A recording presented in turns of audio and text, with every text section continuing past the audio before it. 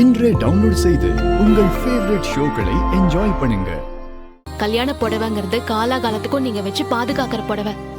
உங்களுக்கு பிடிச்சதாவும் இருக்கணும், ரொம்ப நாள் உழைக்கிறதாவும் இருக்கணும். அதனால விலைய பத்தி நீங்க கவலையே படாதீங்க.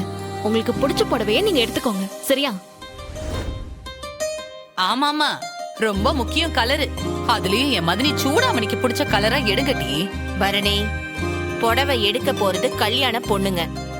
இவங்க எதுக்கு கல்யாணத்தை பத்தி பேசிட்டு இருக்காங்க?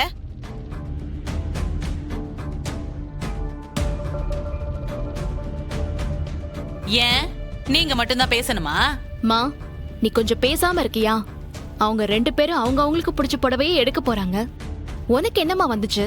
ஏன் எனக்கு உரிமை இல்லையா? இந்த அருட்டி, நான் தான் வீராவோட மாமியாரு. முதல்ல அத புரிஞ்சுக்கோ. இதுக்குதான் வந்தே ஆகணும்னு புடிச்ச புடிய எங்களுக்கு கூட்டு வந்தியாமா? ஹேலே சிவபாலா, நீ வாயை திறக்க கூடாது. நான் சொன்னதை செய்வேன்னு வாக்கு கொடுத்துட்டு வந்திருக்க. நீ வாயை மூடல.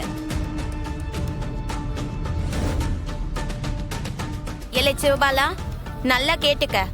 உனக்கு பிடிக்குது பிடிக்கலன்றத பத்தி எல்லாம் எனக்கும் அத்தைக்கும் கவலையே இல்ல. வீரா கழுத்துல நீதான் தாலி கட்டணும்.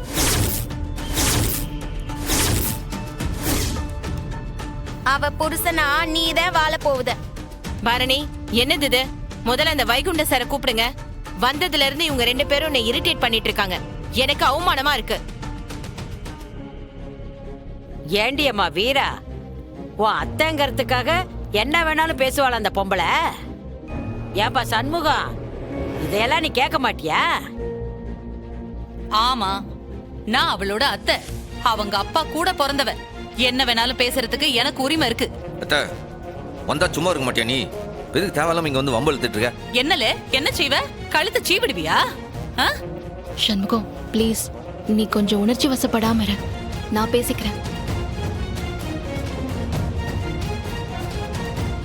மா, நீ மட்டும் இப்படி பேசிட்டே இருந்தனா எல்லாரும் கிளம்பி போயிடுவோம், பாத்துக்கோ.